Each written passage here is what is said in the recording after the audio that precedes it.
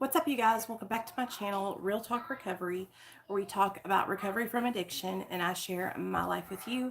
My name is Nicole and I'm an addict, and my sobriety date is July 13th of 2015. And I told you guys I would come on and do a really quick nightly reflection with you guys before I go to bed. So that's what we're going to do. For those of you guys that are new to my channel, welcome, welcome, welcome to the family. My channel is all about my journey in recovery and fighting the disease of addiction and beating its ass. I've been sober since July of 2015. I said that at the beginning. And I just kind of like show my journey here on my channel. So let me go ahead. There you go. I share my journey here on my channel in hopes that it will help other people that are struggling not feel so alone, because I know for so long, you guys, I felt like nobody could understand or relate to what I was going through, and starting this channel has really helped me to have people that I can talk to. New visitor. And it's been a godsend. So hold on just a second. Okay.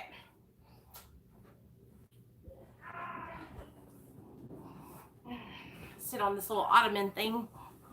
It's pretty cool. Okay, there we go.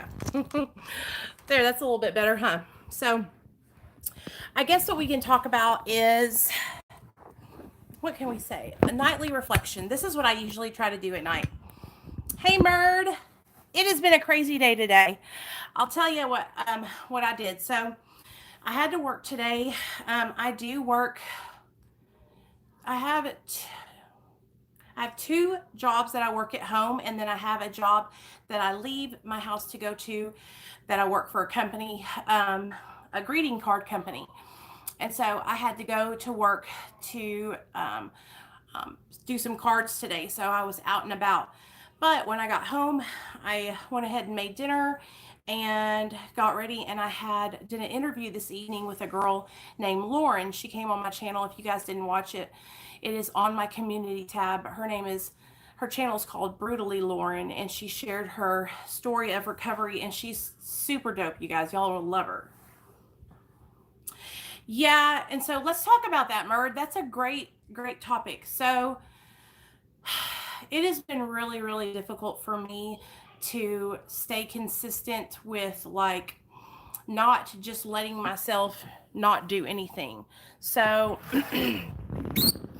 before Corona came, I had a job where I left my house every day, and my son was in school, and so it was just a lot. It was a lot easier, But now what I'm doing is I'm finding things that I can do that help me to not get discouraged and not like be bored. So like the whole working out with Nick thing, you guys, that has been saving my life. Today I had to work late, so I couldn't do the workout, but tomorrow we'll be back at it at 4 p.m. Central Standard Time to do the workout. And I'm really, really excited about that, because I'm actively trying to work on my health. Like, I want to get in shape. I want to be happy. I want to feel better about myself. And I know that the only way to get to that point is if I put in the work. And so I'm trying to actively show you guys that, thanks baby, that I'm putting in the work and that I'm trying to get in shape, Hey Jana, what's up, girl? I hope you're doing good. So, I was reflecting, I was sitting here thinking about, just life and YouTube and all that kind of stuff, you guys. Let me see. Yes, I've actually just started a new clean eating, Gianna. Let me sit down. I want to sit where I can hold the phone and I can see you guys, because I'm not comfortable sitting like that. Okay. You like the workouts? That makes me so happy to hear that, girl, because it is so hard and it's so difficult, and I'm mortified doing it. But if they're helping you guys and you guys are enjoying them, then I'm going to keep on doing them. But I have to be honest, I am so embarrassed because I've gotten so out of shape, But if they're helping you guys, I'm going to keep doing them. But it's hard for me. Like, every time I get on there and do it, I just want to kick myself in the ass, because I just feel like how could I have gotten so big? How could I have let myself get to this point, where I'm so heavy? And I keep beating myself up about it. Damn, this is going to drive me insane. Sorry, guys. I know I'm driving y'all insane, too. Which one? This one? It's cool, huh? My mother-in-law has some really cool furniture. Hey, Sam. I can't wait till me and Neil buy our own house and we can show you guys and y'all can go with us. Because we're just renting. We rent from my mother-in-law. But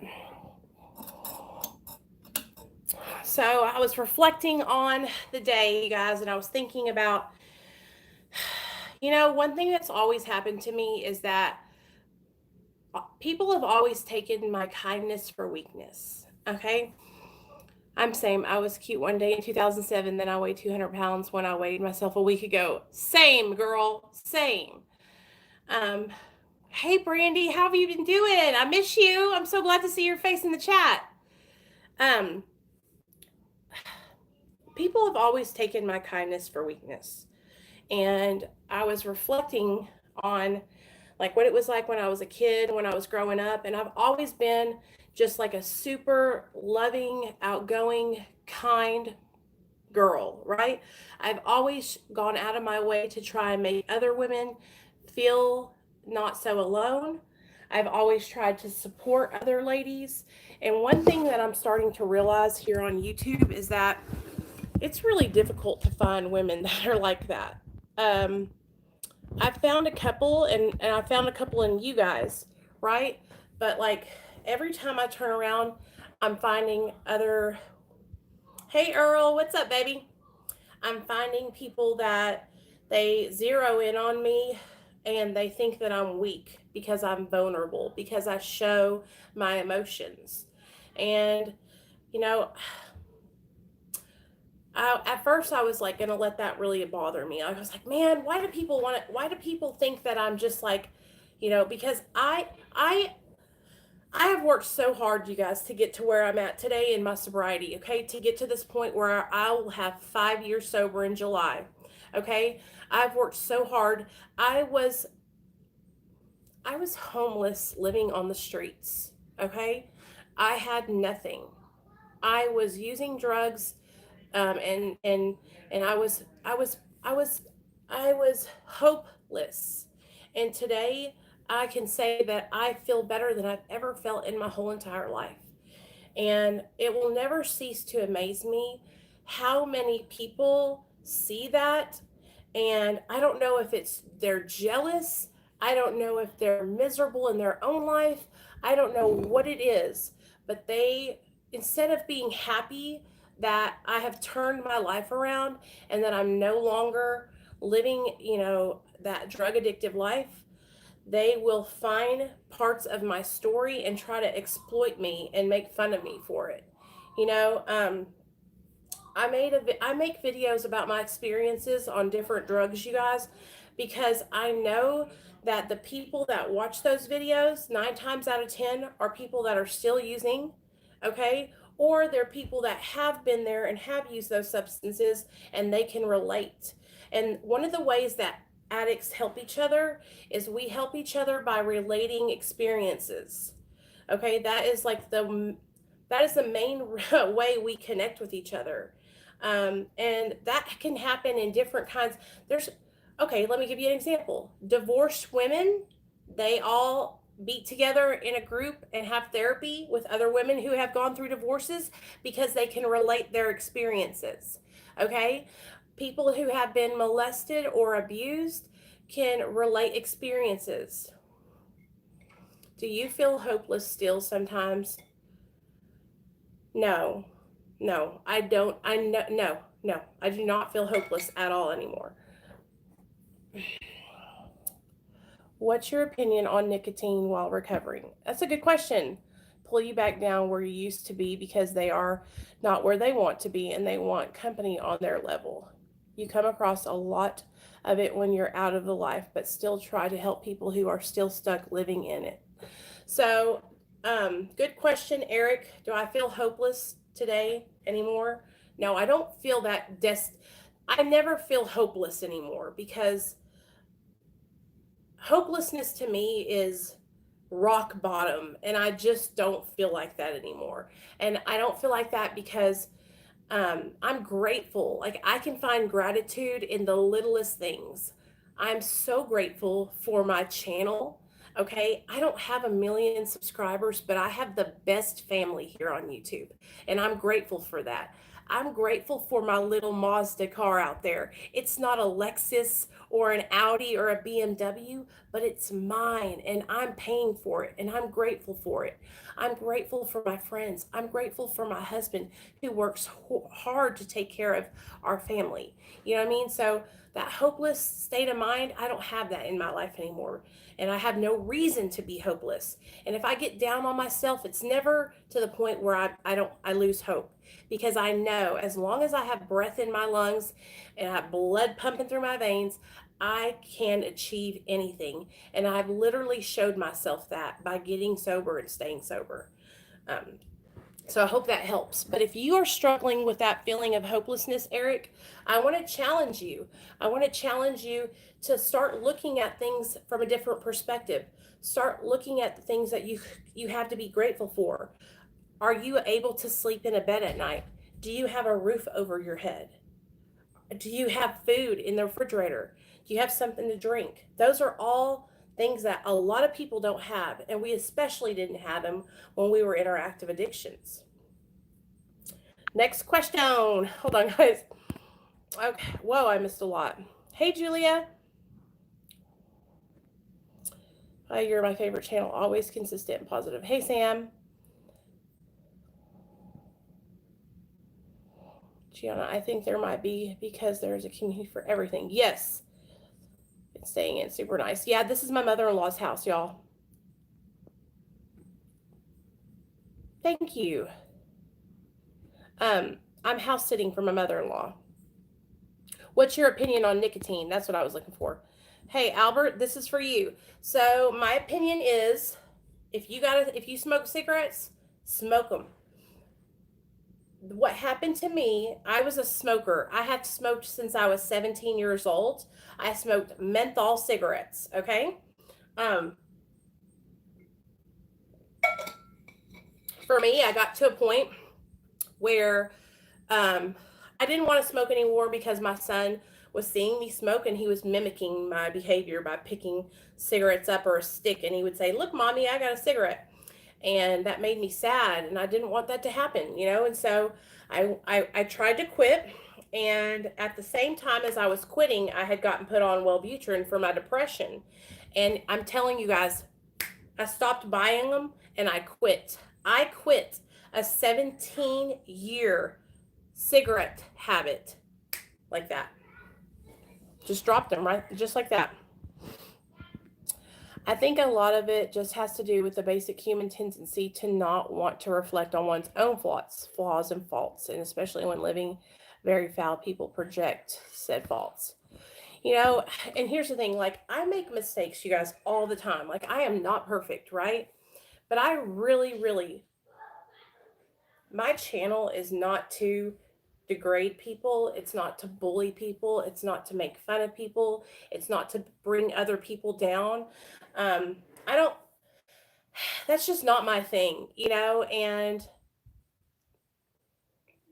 my channel is to help others, and as long as there's people out there who need support, I'm going to be here, Let me see. Samuel says, how has it been going down to 1 milligram? I've been on around 4 and want to come down, but I still have trouble sometimes at 4. How long did your oxycodone withdrawals last? I'm a chronic pain sufferer. Hurt my back playing ball in college. 3 surgeries later, I'm still in pain management road. 14 years later, I'm over it. Okay, oxycodone withdrawals. Steve, that's a great question. Okay, so with oxycodone, but Earl, I know what you were talking about, babe. Oxycodone withdrawals, the physical withdrawal, for me, I'm usually out of the physical withdrawal. by 5 days, 5, 6 days, and the physical withdrawal is over. But that's not the hard part, Steve. The hard part is the mental part, the depression, the unimpending sense of doom, the post acute withdrawal. And so I would always, it was easy for me to walk off oxys because they're short acting opiates. Okay. Um, I would cold turkey off of oxys and be sober for a week. But what would happen is that depression, that anxiety, that I'm not good enough, I'm never going to be able to make it. And when I was trying to get off of them cold turkey, what would happen was I, I didn't have any support. So if you're trying to get off oxy, Steve, and you have chronic pain, I'm not a doctor, but this is my suggestion because of my own personal experience. If you want to get off oxy and you just can't stand it, but you have to have something for pain, okay, this is a good alternative, okay? A lot of times, you need to get into therapy, okay? You need to have a therapist or a counselor, somebody that you can talk to about how you're feeling, all right? If you have chronic pain and you need to be on something, okay, there are over the counter medications like ibuprofen and stuff like that. Then there's also a lot of people are starting to change from oxy or other opiates to Suboxone for chronic pain.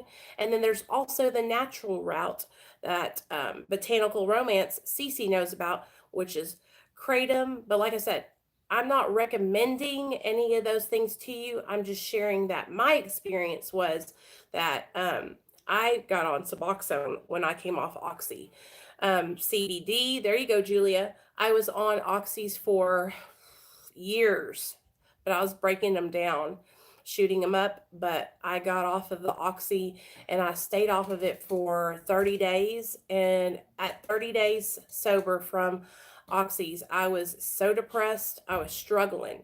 And my son was actually in foster care at the time because he had gotten taken away from me, you guys. And I went and got put on Suboxone and it saved my life. And but the thing about it is, hey OG Scotty, what's up?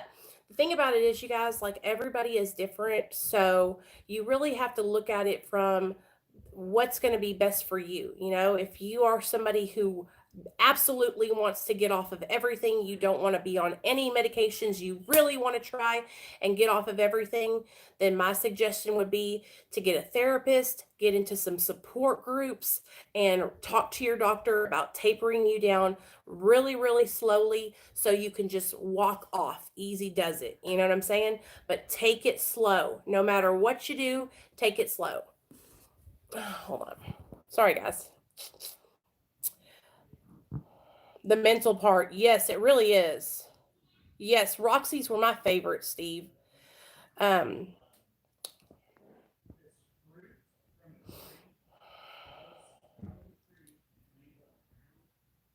I'm having a hard time trying to hide my withdrawals from my daughter. She's 11 and she asks me all the time why I'm sick. I'm running out of excuses. Do you have any advice? Brenda. Hey girl, I'm glad you're here. Um, she's 11. Okay. I think you can sit down with her and you could tell her that mommy was on a medication that was prescribed, because that's the truth, that you were prescribed a medication, and that in order for you to come off of it safely, you have to slowly come off of it, and that while doing that, it's just making you not feel good. You know, you'd be surprised, like our kids, they know everything, and they probably have friends who are telling them things that you don't even know that they're telling them at school. And so, new visitor. The best thing to do is to sit down and have an honest conversation. Just tell her, you know, mama was on a medicine that was, you know, prescribed by the doctor, and now I'm trying to come off of it, and I'm not feeling like myself, you know. Um, And that's what I would tell her. She's 11. She's a big girl.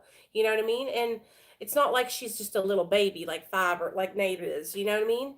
But even with my son Nathaniel, like I could tell him, "Mommy don't feel good," and he understands. Like I could tell him, "Mommy took an aspirin and it made me sick to my stomach." Like he knows what my medication is.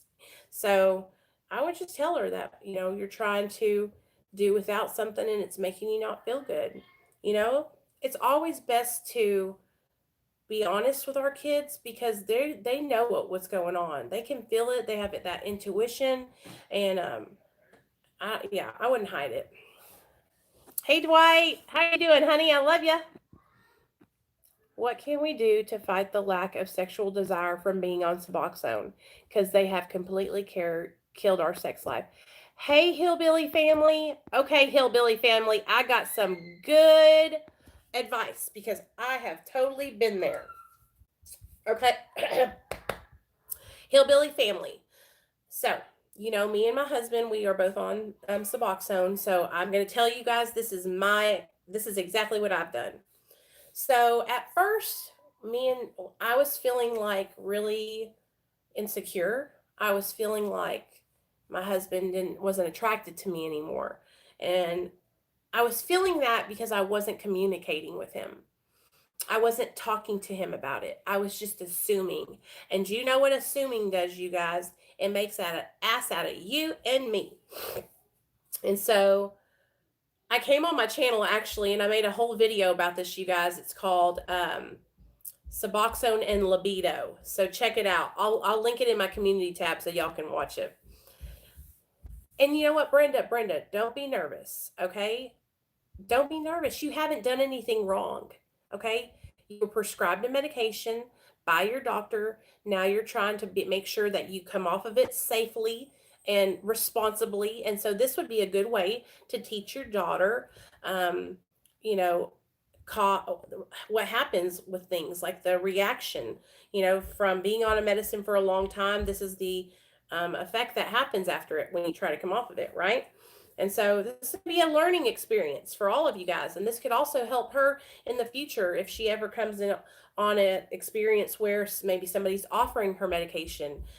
This could be an experience that she could teach her so that way she'll be prepared for that in the future. So let's go ahead and talk about sex.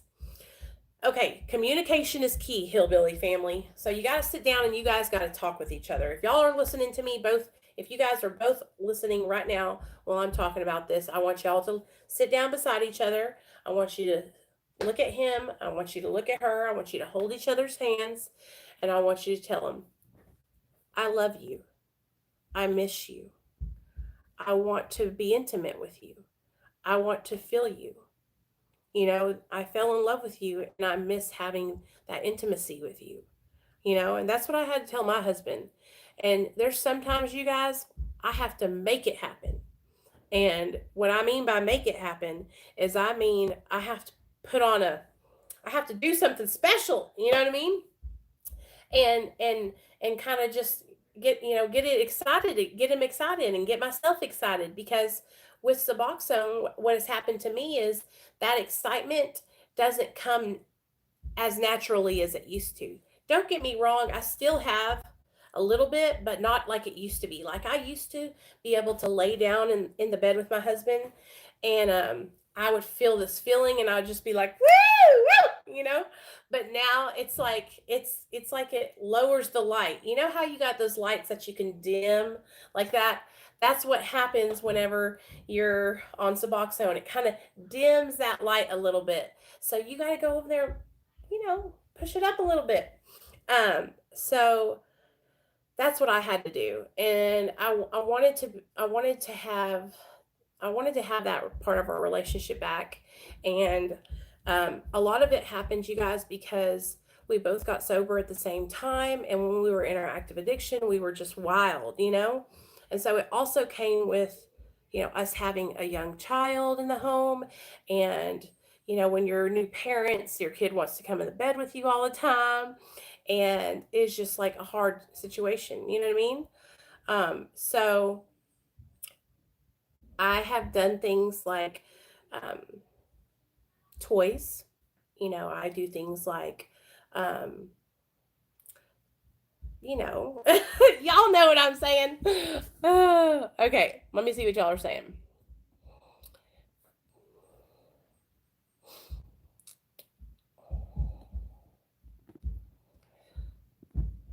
Hold on. Nichole would be, oh, thanks, Jana. Great life lessons. Exactly. And you know what? Hey, Rob, what's up, babe? I had this exact problem with my girlfriend, but she wasn't on them, and we had trouble communicating about it. But I should have just been honest. You know what, Sam? I can imagine that could be hard whenever she's not and you're on it. You're on it, and she's not. For promoting something this. Gianna, what about for the female Scotty? Thank you, love. I'm just starting. Okay, I got y'all. Okay, I was just making sure I was reading y'all's. Oh, word. Real talk, sexy times. That's right, Earl. Toys are fun. Dressing up, having a drink to loosen up, surprise each other, communicate. So here's the thing. I don't drink, you guys, because when I drink, it leads all bad. But I'm telling you, hillbilly family, if you guys will just get started, it will happen. See, what I had thought had happened was I thought that it wasn't going to work or something like that. But that's not how it happens. Like, all you have to do is put in the effort and get started. So this is what I want you guys to do. I want you guys to take a day, a night, whatever, where it's hillbilly family's sexy time, hillbilly family's date night. Okay? And it has affected me way more than him, but thank you for the advice. Okay, girl. And I don't want you to be embarrassed. I don't want you to be insecure. I don't want you to think he's not going to want me. Okay? I want you to go, and I want you to get some sexy underwear and sexy bra, whatever you like, right? And he has to put in the effort too, though, because with us girls, you guys, it's more like we need you guys to kind of get us going. You know what I mean? Because it's easy for you guys to just us girls have to get, we have to be revved up. Okay? So kiss on her, love on her, tell her that you love her, whisper in her ear, hold her close to you, rub her. Okay? Go down on her, give her some tongue action. Don't be greedy. Okay, y'all, now we're getting all kinds of crazy over here. But seriously, though, we're all grown-ups in here. She thought I'd lost interest or didn't like her, but it was my own issues, depressions, etc. Should have communicated better. Yeah, Sam, and you know what happens also? I think like sometimes you guys think that we maybe don't want it and that you're going to be bothering us. I'm going to tell you something right now. If my husband starts rubbing me like, I'm ready. You know what I mean? Let's go. I love him. I want to do anything I can to help make him feel good and to please him. And so I know you guys probably feel that same way about your significant others, And so don't be embarrassed or insecure. I know for me, like with Neil, I was really insecure and embarrassed because I gained a lot of weight when I got sober. I was very emotional about my weight. And you can ask my husband, y'all. I was crying sometimes because I was like afraid that he wasn't going to be attracted to me,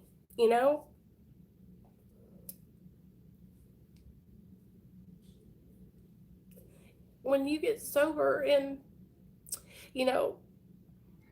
when we were in our active addiction, we were wild. And then you get sober and everything just slows down and it's not like it was,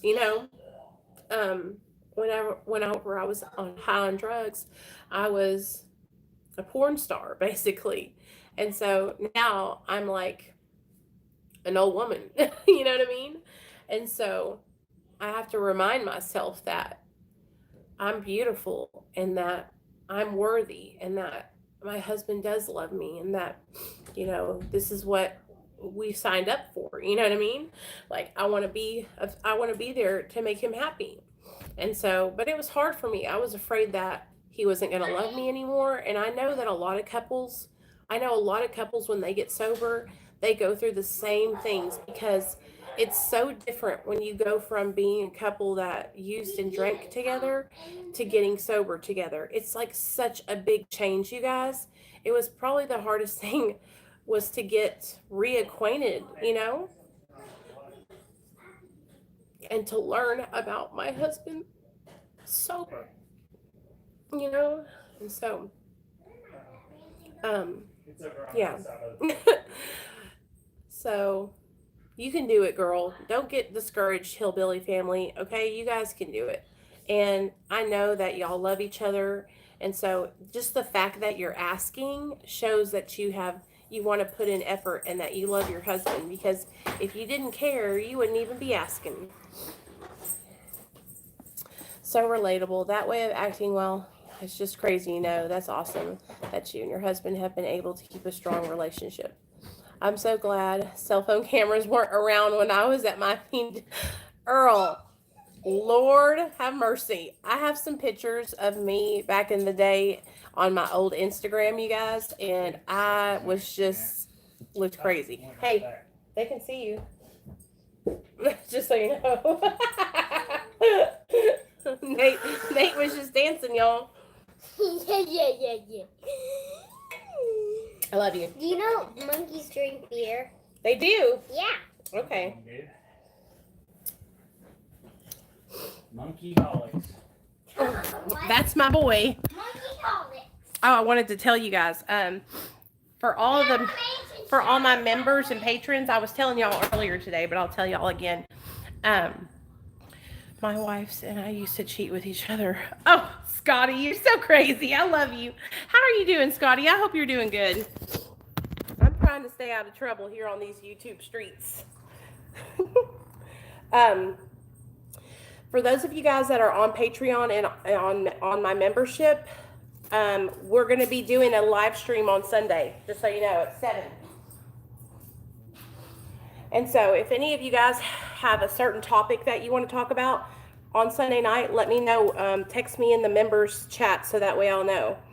You guys have any other questions? And listen, you guys, like, I never want you guys to feel like, listen, I'm not a doctor or a therapist. I just want to share with you guys my experiences and what has worked for me. I hope that you guys know that I will never try to give you advice of something I don't know what I'm doing. Like hey Sky, if we're just chit chatting, having a nighttime reflection. If I don't know something or I haven't experienced it, like I'll find somebody else that has, and that I can refer you to, but I had come from a good place. I just want to help you guys, and I want to, encourage you, and I don't want any of you guys to struggle like I did. And if you are struggling, and you are a recovering addict and you do need support, you're in the right place. Like, I'm here to help anybody who wants help. And, this channel is not like my job. YouTube is not my job. My job is, it's not this channel. It's, I work helping people, and then I also work for a regular company doing retail work. So I have, 2 different jobs. This channel is just a way for me to help myself stay accountable and stay sober, and it helps me, you guys give me purpose. And so I always want to make that clear. Like, this channel, I made it because I needed support. I needed community, and it's just turned into what it is now today. And I'm so thankful and grateful for that, because I really enjoy being able to be here for you guys and be of service to you guys. So, what other questions did you guys have? So the sex part, like I was saying, take a day for you guys, okay? A day for you and him to get sexy. I'm talking and this is the thing, if you're struggling getting aroused, you need to tell him that, like, babe, I don't feel like that feeling, and I'm having struggles feeling that. so that, and then he needs to come and meet you in the middle and and and and and treat you sexy and love on you and kiss on you and let you know that he wants you, and encourage that. And then it'll, because us girls, we need that extra. So I hope that helped a little bit. I hope that helped.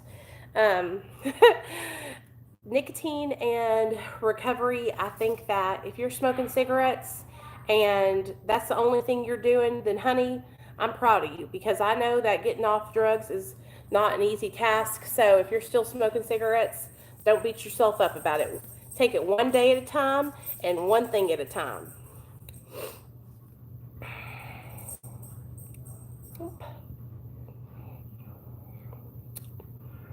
Let me see. I know I watch your channel regularly. Scotty, you are beautiful, Nichole. Oh, thanks so much, Julia. You're a sweet girl.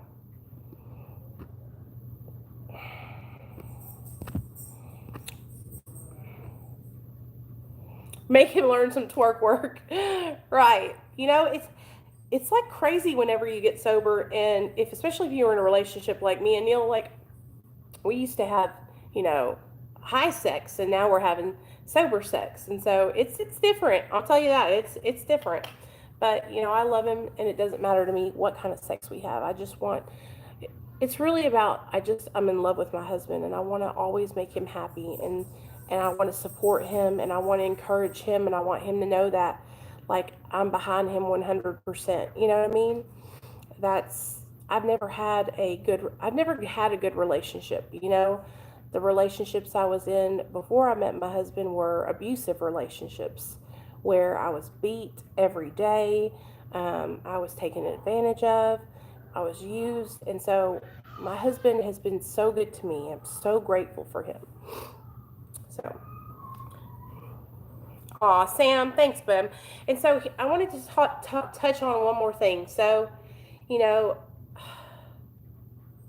I've been reflecting on like the last couple of days and what's been happening on YouTube with a couple of other creators and myself.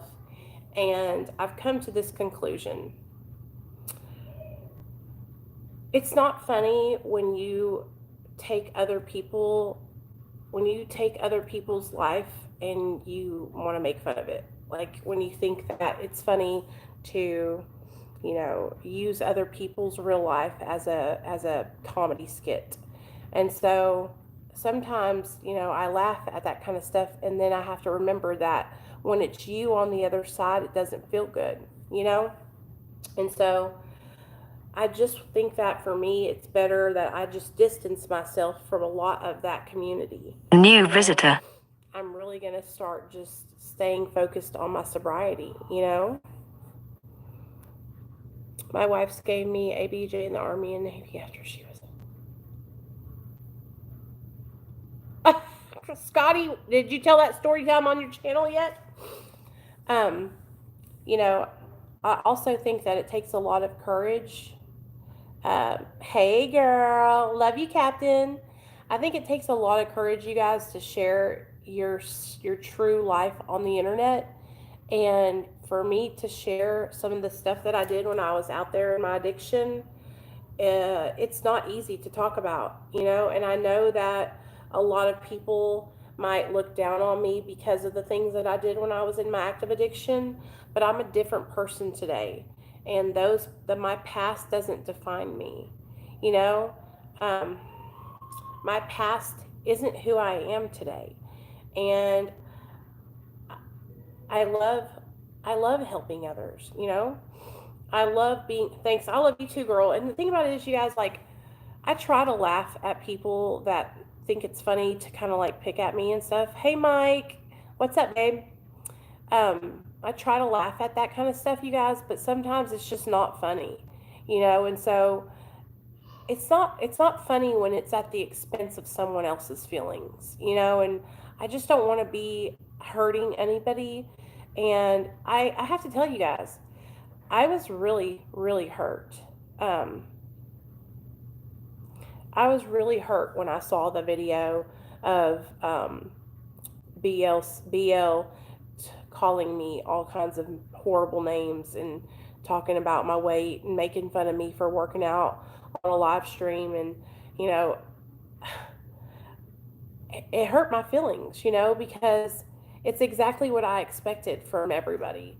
That's exactly why I didn't want to work out on my channel live, because I knew that people were going to take it and make fun of me.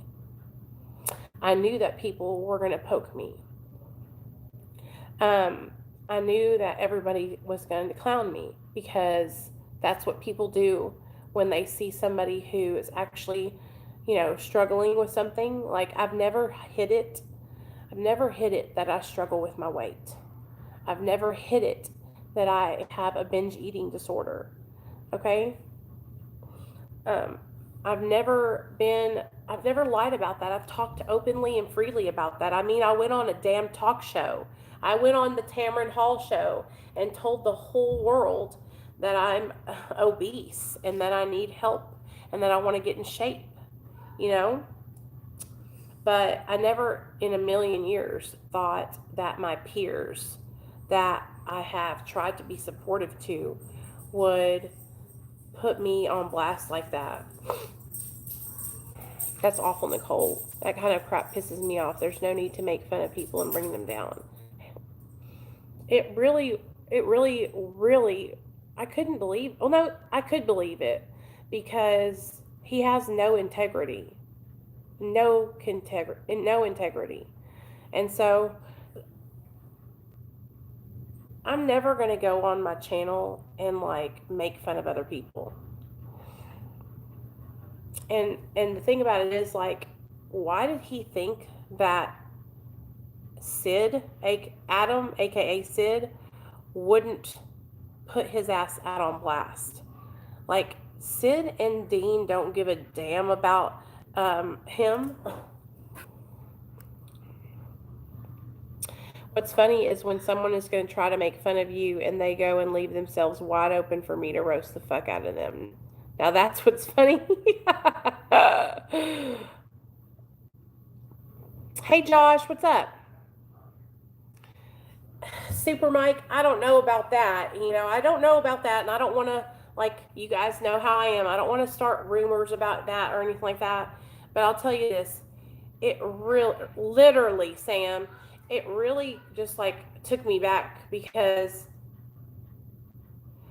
if you guys could have read all the text messages that he has sent me, and the way I've tried to help him on his channel with, like, StreamYards, and just, like, especially when he first started out, like, he didn't know how to do his computer or anything like that, and I was trying to encourage him and lift him up and help him, and to hear him sitting there calling me a fat ass bitch and making fun of me and all that shit, I couldn't believe it. I was just like, oh my God, really?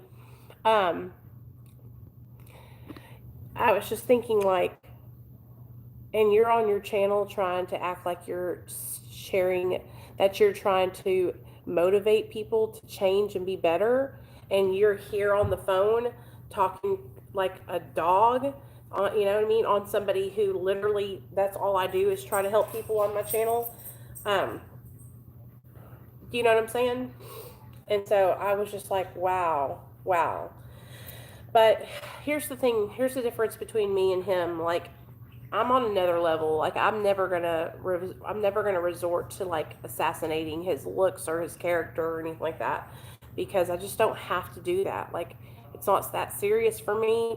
And yeah, it's just, but I was really taken aback, and I sent it to Captain, and Captain was like, what?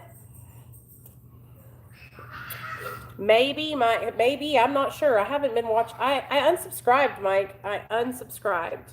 I had to unsubscribe. I don't know what that was. He's acting pretty weird. Yeah, totally awful. Totally awful, Sam. I try to behave over here, but when people think Nichole is an easy target, I resist. Yeah, and that's the thing, you guys. Like, what I do on my channel is for you guys. For people that don't understand and want to, like, poke and prod and make fun of me, like that, it's not for those people. This channel is literally to help people not feel alone. This channel is for you to recover from the disease of addiction. This channel is for me to have support recovering from the disease of addiction. I have a mosquito bite on my arm. And it's like, I don't understand how people can't see that. Like, I've really tried to look at things from their point of view. Like, I've tried to look at it from, oh, it's just satire. Oh, we're just being funny. You know what I'm saying? But like, all I see is that I'm an easy target, and people see me as an easy target. You know, that's all I see. And then, what did you guys think about the video this morning where he was talking about, if you're 45 years old and you're still going to rehab, you might as well just quit. I was like, what? So I don't understand. So what are you trying to say? Are you trying to say that people that are older can't recover from the disease of addiction? Is that what you're saying? Because that's the farthest thing from the truth. Yeah, I need to Julia, you need to hang out. You need to come join the Discord or the Patreon, girl, so that way you can be in the chat with us. Yes, there's nothing wrong with going to rehab in your 40s. Murd, exactly. Listen to me, you guys. I was 32 when I got sober, okay? I know many people who have gotten sober over the age of 40. Going to rehab is the first step to recovery and doing whatever it takes to take care of yourself. Exactly. And there's no age cut off. Oh,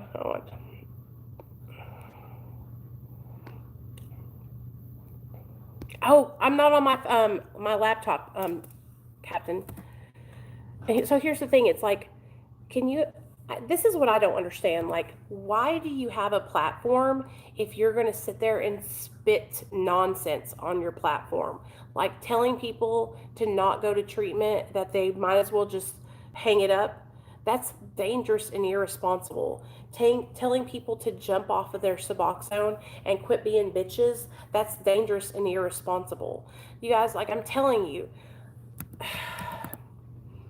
it drives me insane. Like, I'm so disappointed in him. I'm so disappointed in him. That's all I can say, is I'm very disappointed in Lance. And yeah, I'm just disappointed. I'm sad and I'm disappointed. Right, exactly, Julia. That's exactly what I'm trying to explain to people, to him and people like him, that their words hurt others. Hey, Isabella, what's up? And it can really affect somebody, you know? But anyway, let's not stay on that topic too long. And you know what, Sam? Listen to me, that's what I'm talking about. Getting off of Suboxone it doesn't have to be everybody's goal, you know? That guy sounds like a charlatan to advise people not to go to rehab or AA or get help that's required. Yeah, it's like, for some reason, it's all about the alpha male manning up, when in all actuality, he can't even do that. Yeah, that was his inspirational speech for today. I was looking at the comments cheering him on, like, what the fuck, did y'all not watch the whole video? Yeah, I know. Sam, and so, you know what? Just chill where you're at. This is what I tell you. Listen to me about Suboxone. When I was on Suboxone for the first 3 years, I had no intention of getting off ever, okay? Ever, all right? And so I just was sharing my experience being on it, trying to help other people who were on it. And then when I hit 4 years sober, I was like, you know what? I'm going to try and start a taper. And I started a taper in March. And guess what, you guys? I go slow. I've only tapered down 2 milligrams every 90 days. Do you know how slow that is? It's taken me a year and 3 months to get down to 1 milligram.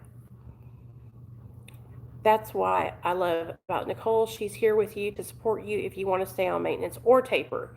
Yes, absolutely. And here's another thing, you guys. Like, I go against the grain, okay? And I know some of you guys have been here to see that. I used to wholeheartedly believe in the 12 steps of Alcoholics Anonymous, okay? And I still believe in the steps, but I don't believe that abstinence is the only way. And I don't believe that all people can achieve abstinence from all mind or mood altering substances. In my mind, that means all mind or mood altering substances. That means all medications that alter your mind or your mood. That means medications for mental health. That means medications for pain. That means medications for anxiety. That means medications for anything. Okay? That means caffeine, cigarettes, alcohol. And so for me, first of all, that's not my goal. Okay? My goal is never going to be completely abstinent because I suffer with mental illness. I have to take medication. Okay? And I'll always be on it. I'll always be on my antidepressants, right? But my whole thing is,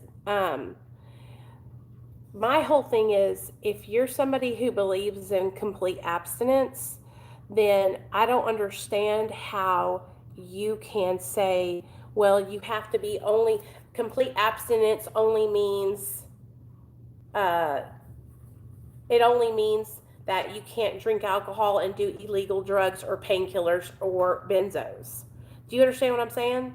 Like, that's what happens with people in these 12-step abstinence-based programs is that, yeah, me too, Murd. They'll come around and they'll tell you that, oh, well, Nicole, you're not in recovery because you're on Suboxone.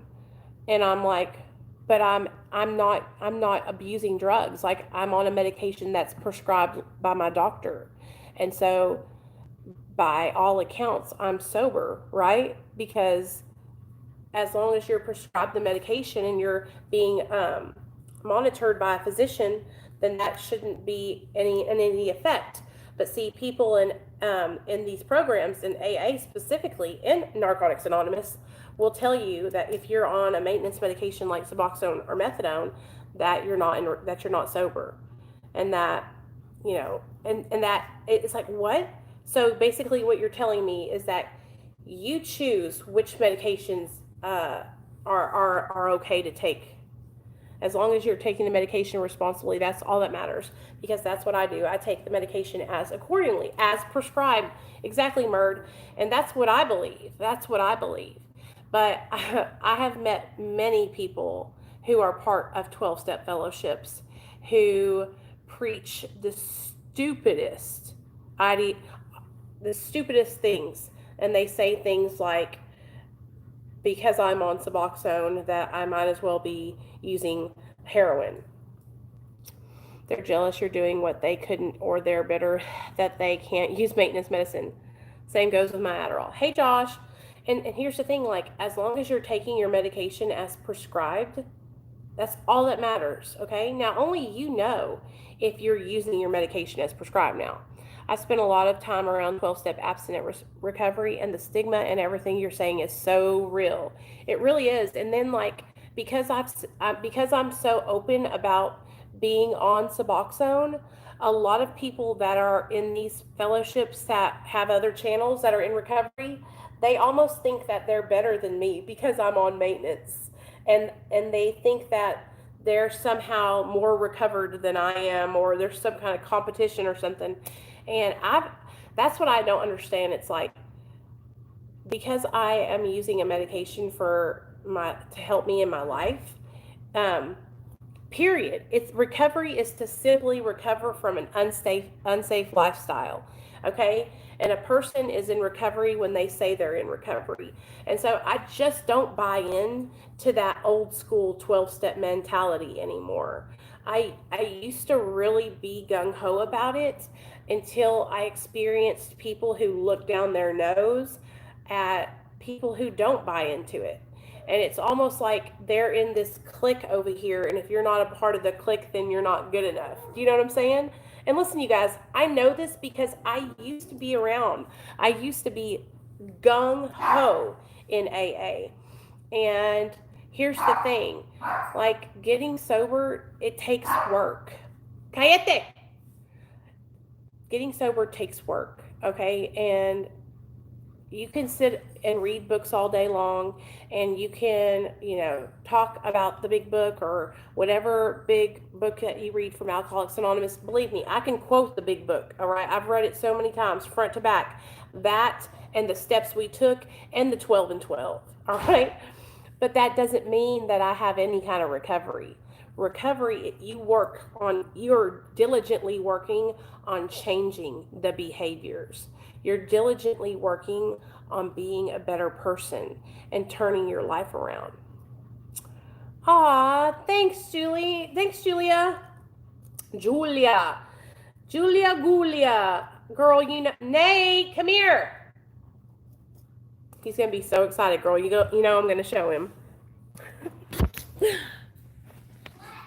Julia sent you some money. Come here and look. Do you see that?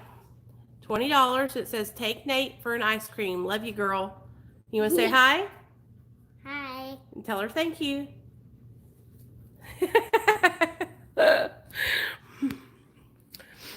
He will definitely get it, girl. I promise. I want some ice cream. Tomorrow his daddy's off work, so he will definitely get to do something fun with that. He does get really embarrassed. And so what I was saying about here's the thing, you guys. My channel, when I first started my channel, I was like doing step studies, and here's the thing, you guys. I still believe that working the 12 steps can help you better your life. Okay? But what I believe in personally, and what I want to spread on this channel, is all-inclusive,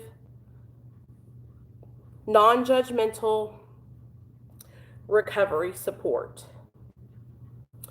I want this to be a more like we are coming with it. We are ahead of the times. Okay. We are ahead of the times here on Real Talk Recovery. All right. What we're doing here with supporting people that are on maintenance medication, what we're doing here with our nightly meetings, all of this, okay, you guys, we are groundbreakers, okay, because there's people out there that are still sitting in their little itty bitty glass homes who are saying that the only way to recovery is if you are abstinent and you're not, if you utilize maintenance, then you're not sober. And that's what they're going to say forever. And so here we are doing something different. And, whenever you're doing something different and people can't understand it, then they are going to go and talk about it, I have passed every drug test. That's awesome, Carly. What's up, girl? Is it Carly? Welcome. I saw you comment the other day. I'm so proud of you, hun. And listen, you guys, if you're somebody who has been able to obtain and stay abstinent from drugs and alcohol, my hat is off to you. Like, I commend you. But just because that's your experience doesn't mean that's going to be every single person's experience. And in my experience, it has not been my own experience. I have not been able to maintain abstinence-based recovery. And what I mean by that is, like, here's the thing where I'm talking about, I consider myself abstinent, okay? Damn, what y'all up to? Hey, Hitman, let me go get my charger. We're having a late night chit chat. Let me go get my charger, y'all.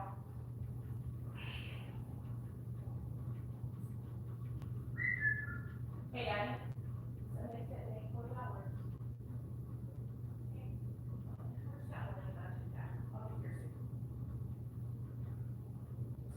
All right, I'm coming, guys.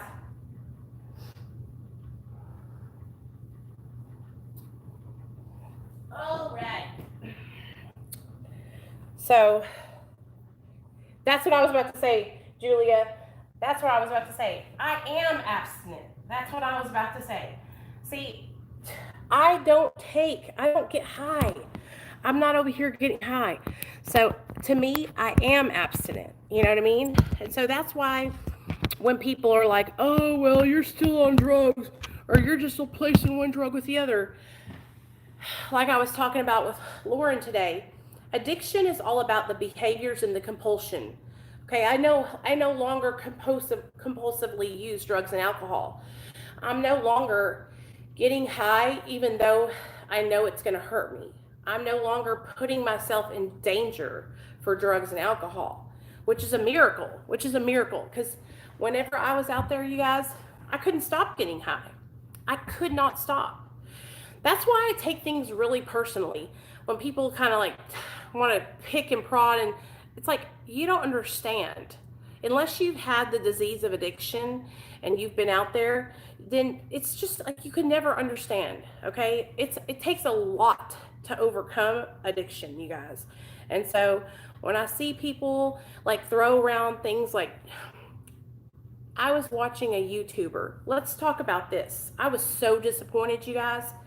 I was watching Savage Studios the other day, and he was talking about OG Shadow, and basically talking shit about him, calling him a junkie and all this, that, and the third, and saying that he saw him shooting heroin up on, hey, Scotty, that's awesome.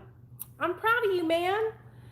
I'll have to go over and watch it. Text it to me on the phone line or on Instagram.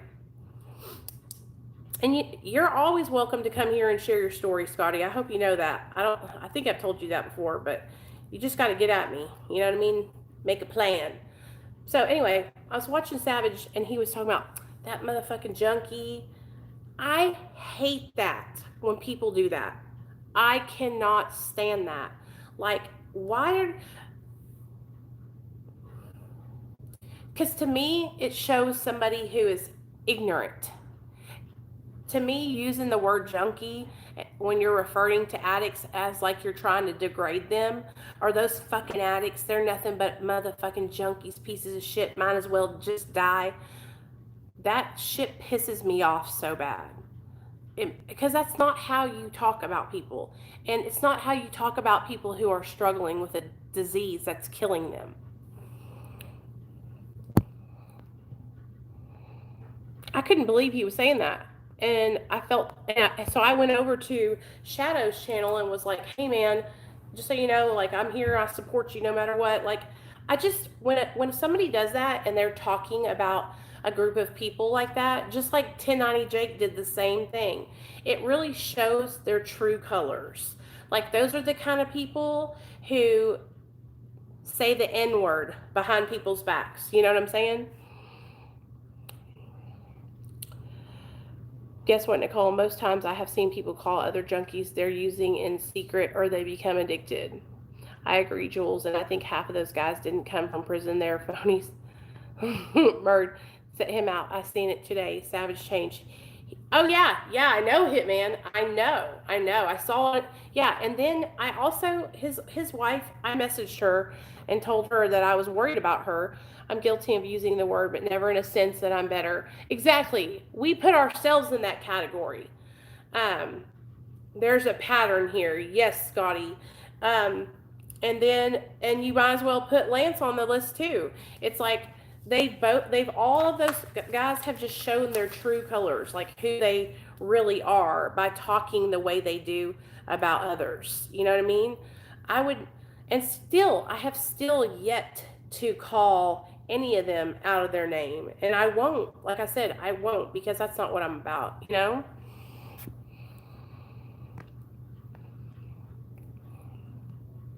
Do you know what I'm saying? But yeah, Sam. So it's sad because now they're back together. And did you guys see, like, on one of her Instagram stories, I really like her. I feel like she is a sweet girl. I don't know that she is, but I just feel for her. You know what I mean? She was on one of her Instagram stories, and she had made him like some chicken wings, and she was like talking to the Instagram saying, I made some buffalo ranch wings for Savage. And then he goes, my name's Daddy. Call me Daddy. And she was like, you could just see like the discomfort on her face. Like, I made Daddy some wings. I was just like, I don't know. It was weird. You know what I'm saying? And listen, you guys, like, I'm not a troll. Meanwhile, they will drink, smoke weed, probably do other drugs, but they're not junkies. Yeah, exactly. I'm not a troll, and I'm not like trying to talk badly about them, but like it made me feel uncomfortable for her, you know? Nah, I'm sick of their bullshit treating you like you're some bitch who's gonna cower down to their shit. Yeah, and here's the thing, like Savage has never done anything to me. He's always been respectful to me, so I have nothing to say about him in that way. Hey, Pinup. Hey, everyone. Hope you're doing good. Blessed for another day. That's right. But the other two, Jank and Lance, those two right there, I mean, I'll never, yeah. I was just like, Brandon, and I called you back 3 times, fool, and you didn't answer. Did you not see? I texted you and said, I'm calling you back. What are you doing, dude? You're playing phone tag with me.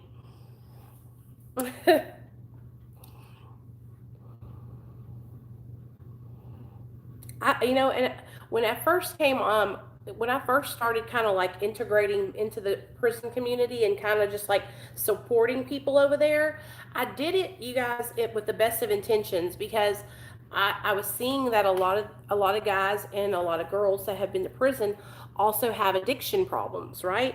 And so I was like, wow, I can, help people here.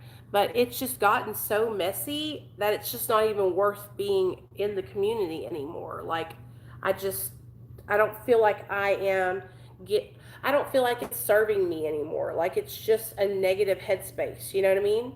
But I will tell you guys this. I talked to JD from Prison Break Raw last night we talked for over an hour, and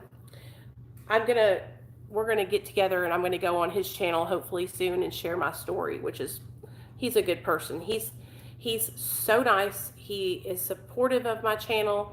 He supports what I believe, like he supports what I'm trying to do here.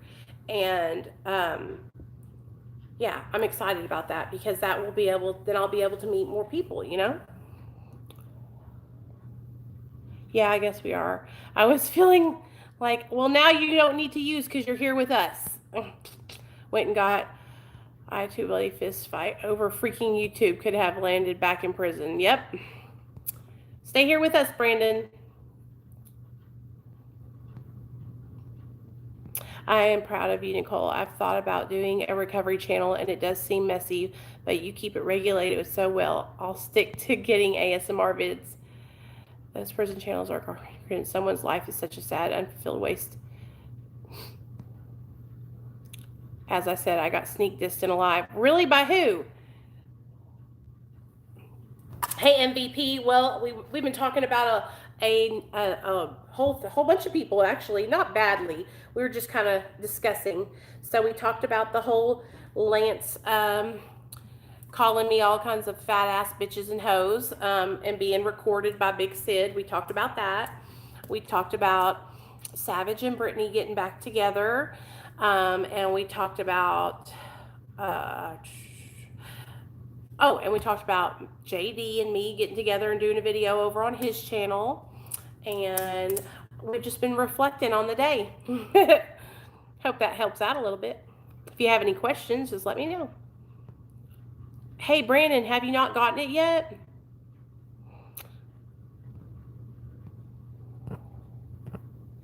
Okay, Hitman, good night. We love you.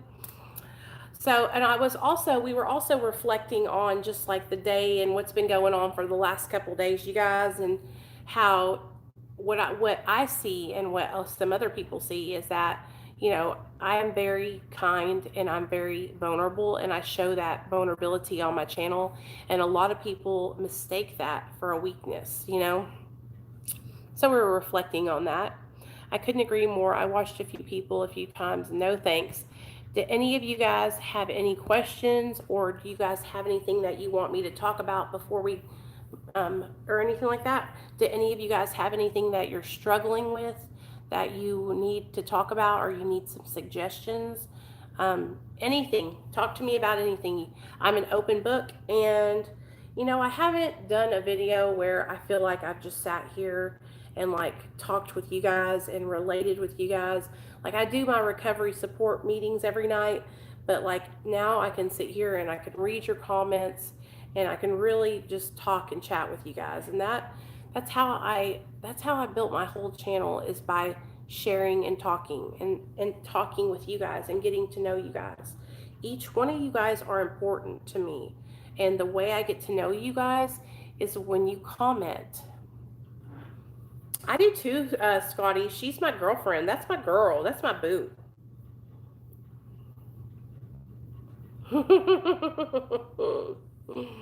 That's my boo thing.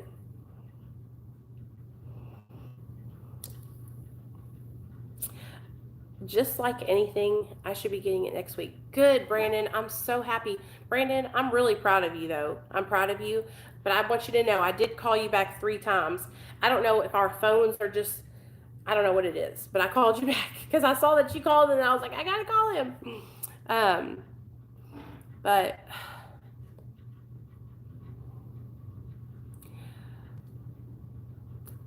I hope you guys know that I know some drama happens every now and then, but I don't want you guys to ever think, oh, well, that's all Nichole is about, is drama, or that's not. It's just that I have a strong personality and I have a strong opinion, and I voice my opinions. And a lot of people do not like that, especially in the prison community. Hold on, I got to get something to drink, so y'all are going to turn around.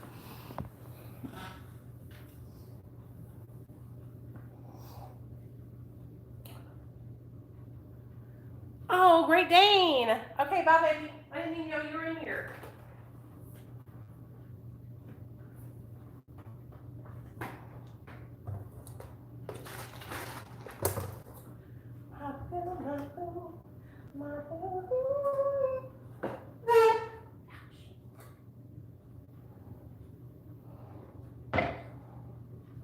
Right. I barely respond to any of it. You're right, Captain. I'm doing good, huh, girl? Ooh.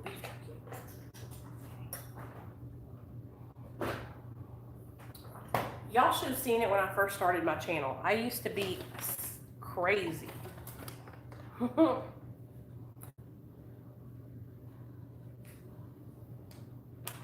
Okay, hold on.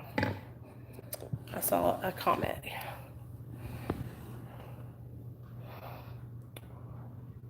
That's why I have been really watching your videos and your lives lately, so thank you for all you do here.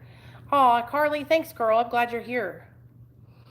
I have been so stressed lately, and I know I don't want to go back to that lifestyle, but I knew if I just stayed comfortable and didn't work on my sobriety that I was going to get in some trouble. Carly, you're right.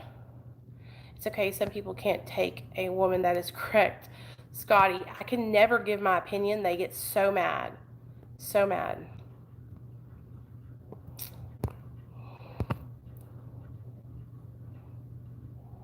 It's so hard, Sam. Hey, Caleb, what's up? I haven't seen you in forever. I'm so glad you're here. Catherine, I could understand if it was just one facet of someone's larger image channel, or if they used it to teach how shitty prison is, but all I've seen is glorification. Yes, Earl, yes. And the 2 cents you chip in is fair and honest, at least to me. It really is hard not to feed into it. It really, really is. I try to stay out of most of it, though.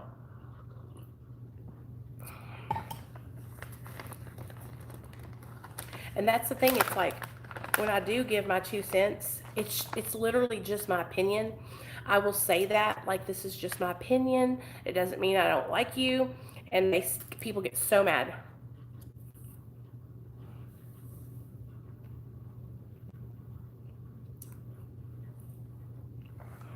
That's what happened with Lance. He got pissed because I voiced my opinion.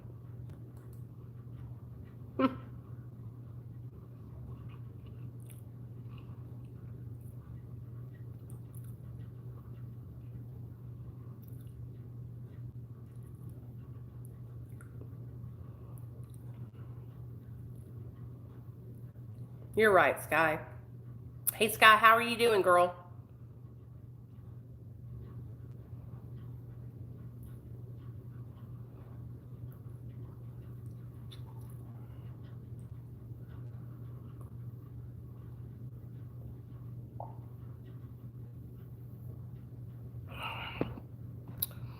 Or just guys with egos. And you know what, MVP? Let me tell you something about this, MVP. My husband, never been to prison in his life. Smart, went to college, got his master's degree. He could care less about any of this crap.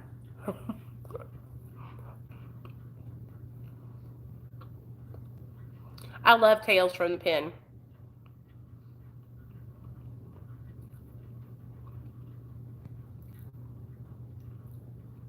Thanks, Captain.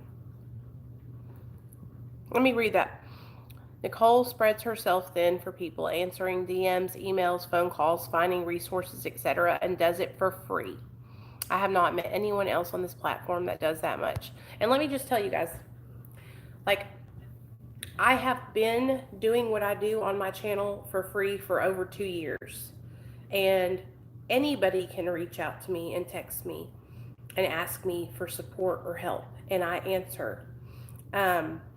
Last night, I sat on my phone for 30 minutes just answering text messages on the Real Talk Recovery phone line. And I'm not saying this, listen to me. I'm not saying this because I'm like, look at me, give me credit. That's not why I'm saying it. I'm saying it because I hear people saying things like, oh, my channel, let me explain something to you guys. I haven't gotten paid from YouTube since, today's May, since March. Okay? Since March. I just got my YouTube check today. Okay? Today. And you know how much it was? This is the best YouTube check I've had. $300. $300 for the last 90 days. Okay, that's $100 a month. I live stream every night, twice a night. I upload videos. I talk to people. And so let me just explain something to you. Like, I'm not over here rolling in the dough. I don't make thousands of dollars. I'm lucky if I make $100 a month on my YouTube channel, just so you guys know. Complete transparency. $100 a month. Okay? So I'm not doing my YouTube channel because of the money I make. That's for sure. I started my YouTube channel, like I was saying, because I needed support. Then what happened is my channel started growing and the support became overwhelming, and then I wanted to do more to help you guys, right?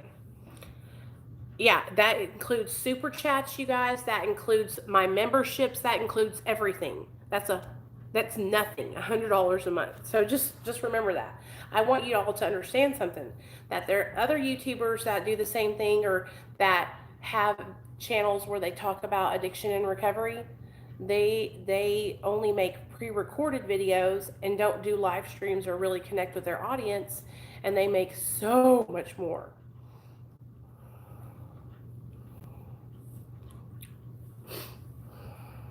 I have no, an MVP, like, and that's what I want you guys to hear me out, okay? So, like, I try, every now and then I get to this point where I'm like, I want to try. I always promote other people's channels. I always share other people's channels, and I just want y'all to hear me out. Nobody's ever done me any favors on this platform. You know, Captain has selflessly promoted my channel, and she is just like I am. I have done that for so many other creators. They have used me, stepped over me, and then I never see them again. You know what I mean? And so, and you know, I don't try to help them because I'm like, I just do it because I would want somebody to do it for me. But that's kind of where what I'm talking about is, like, I'll do it, and then, like, I guess I just expect too much from people, because it's like, I don't know. I just think if I'm good to you, you know, like, I don't know. You know what I mean? I've done it all on my own. Exactly, Murd. Exactly. And you know what was the most hurtful thing to me recently? Was that I had helped a couple people in the recovery community. And I helped those people kind of like get their live streams and stuff off the ground and get people over to their channels. And then they kind of just like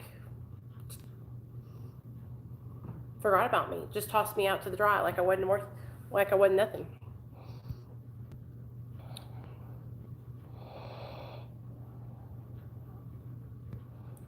I love Barbara Reece. Gianna, I love Barbara Reece. She's such a good girl. I love it too. And here's the thing, like, I want you guys to know something, like, that my channel is just, it's just about my life. It's just about my experience and about my recovery. And I'm just trying to help people. And I want you guys to know, like, I just want people to understand that I'm not over here, like, making bukus of money. Like, I work really hard. And the job that I do have, I'm so fortunate to have it, you know, and the job that I do have, you guys, I answer the phones for Dr. B, and I love doing it because when the people call that need help, I get to talk to them and I get to help them find help. It's the perfect position for me. But that's for his treatment center. You know, the phone numbers that I answer on my own Real Talk Recovery phone line, that's just because I want to help people. You know, I don't get paid to do that, and I've been doing that for, you know, a while now. And so, you know, Dr. B really helped me whenever, you know, I was working a dead-end job, and Dr. B gave me a chance to, you know, come on and answer phones for him. And I'm so fortunate and thankful for that, because I was working for $10 an hour here, you guys, which I was barely bringing home like $200 every other week. So, you know, everything I do here, like, there's no motive. Like, I'm not trying to get over or get anything from you guys. Like, I'm doing it because people helped me do it. Is it, Brandon, you like it better at night? You like me on late, Gianna?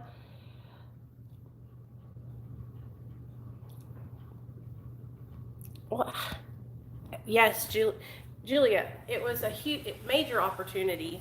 And, you know, he had told me about it last year in November, that they might have a position available for me in January, but I wasn't sure that they would be able to. And then in January, they called me and they said, we're going to give you a try. And I've been with them since January. And you guys, I'm telling you, just the way I am here is the same way I am everywhere. Like, I want to help people with addiction because I know what it's like. I remember calling every treatment center in my city and not having any insurance and not knowing what to do. I remember calling, it was Recovery Centers of Arkansas, and I called them and I told them I don't have any insurance. It was July. It was hotter than Hades, okay? I was high on Xanaxes, and I was like, hey, Megan, what's up, babe? I was high on Xanaxes, and I was like, I need help, right?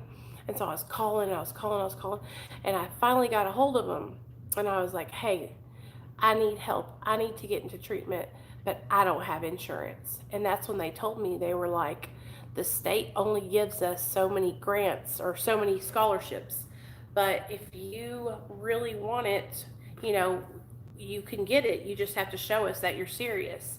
And so I literally packed my bags up and had my mom drive me and drop me off on the front porch of this rehab center in North Little Rock.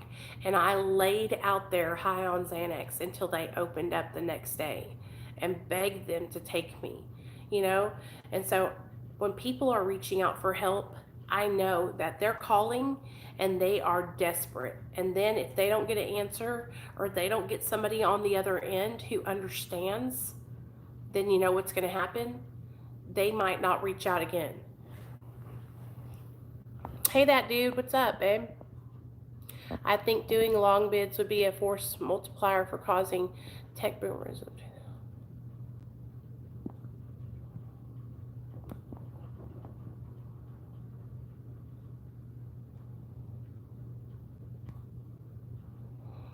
I'm not well, but I'm alive. Well, that dude, it's okay.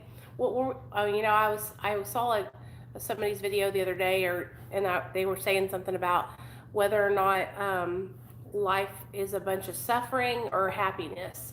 And I answered, and I was like, well, you know what? Life is what you make it. It's what you make it.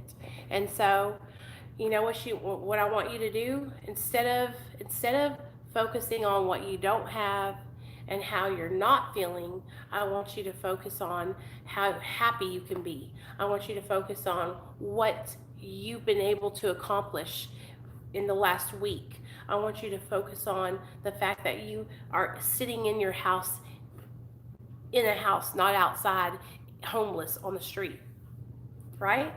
Those are the things that I have to do sometimes, you guys. I have to just think, you know what? I'm alive. Did heroin for 19 years and never did detox because it took all day to get a bed. Yeah, I've heard about that up there where you guys live, Mike. See, where I live, you guys got to remember, I live in Arkansas. And so here, it's not like that. Now, it might be a little different now, but for the most part, you can get treatment. But anything else you guys want to talk about before I go? I'm fixing to sign off here for the night. I'm getting tired.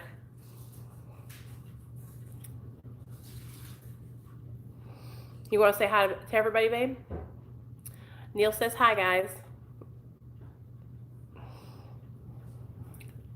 I've heard about that. Well, that's what I do. I answer the phone numbers. I answer the phone, and so if somebody's calling and they're, needing help, I literally help them find exactly what they need. Hey, Megan, are you new? I saw you over there on Lisa's channel. Are you new in the recovery community? To the recovery community on YouTube? Aw, Sam, love you, man. Thanks for being here. Yeah, he's always like that.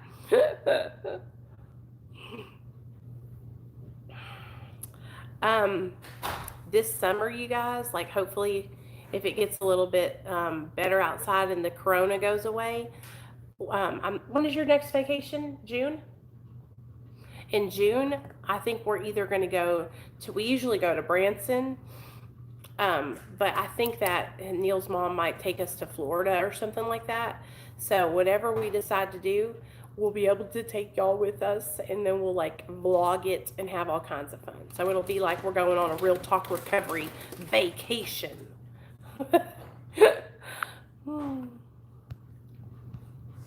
Oh, okay, Megan. I knew you were new. I'm glad to have you here, girl.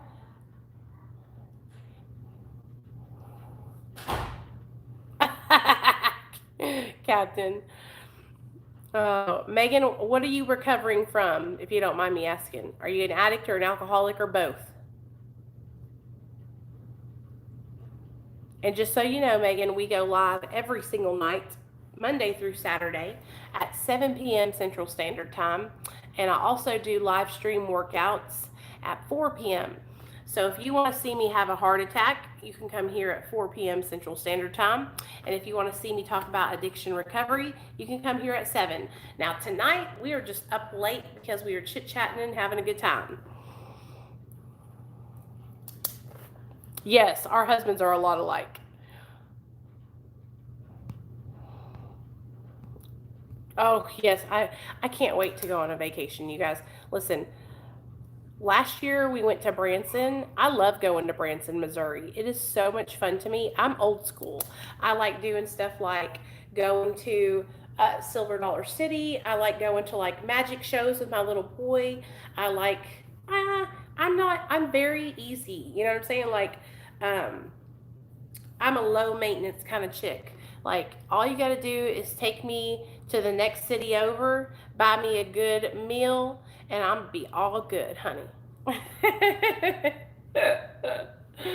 Murd, we're working out tomorrow with Nick. So I know you're going to be here. And just so y'all know, it's going to be a hard workout.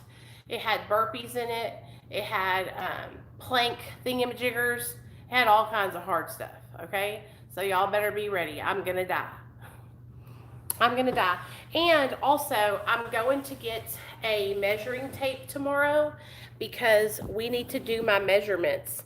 So that way we will see if I've lost any weight. Because honestly, I can't tell. Let me show y'all. I can't tell if I've lost any weight because I've weighed myself. The scale, I think, is basically the same. Let me show you. I'm not sucking in, so this is my little belly. See?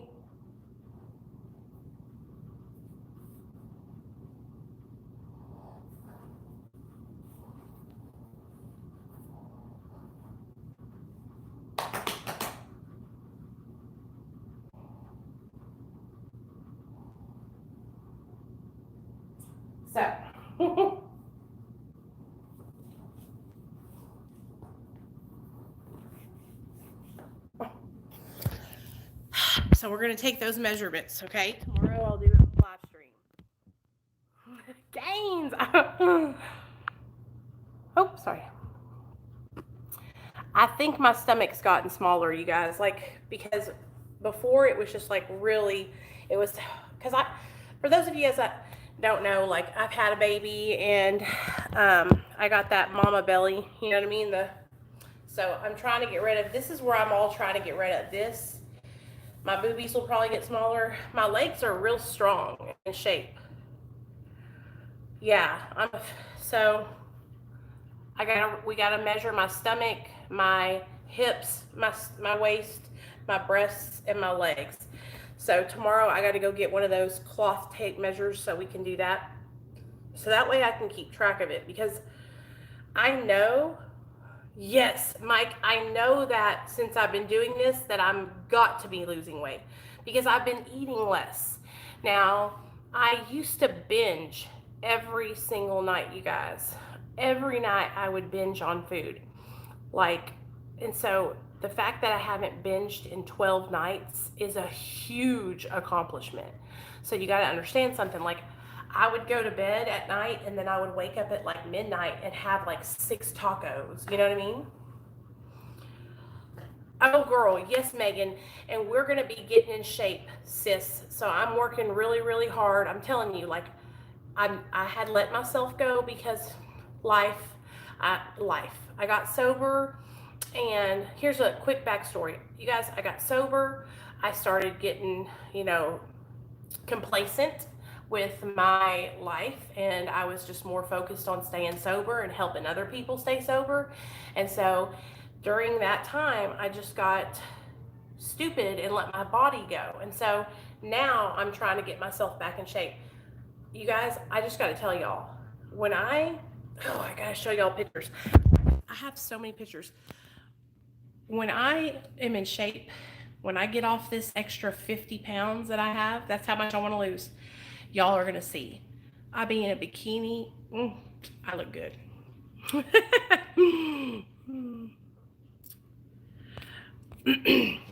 Well, yeah, I weighed myself before I started. So I guess I'll just go ahead and tell y'all how much I weighed. Oh, it's so embarrassing. 225 pounds. 225. So hopefully each week I'll weigh myself. I'll weigh less, but that's how much I weigh, y'all. 225 pounds. And it's really embarrassing, and I'm super ashamed of myself. I've never in my life been this heavy, ever. I wasn't even this heavy when I came out of prison. I'm only 5'4", girl. When I came out of prison, you guys, I was 210 pounds. And yes, you got to be something to do something. And I lost 65 pounds in 6 months back then. And so I know I can do this, but this is where all my weight is. Did y'all see my tattoo? I got that tattoo back in 2012.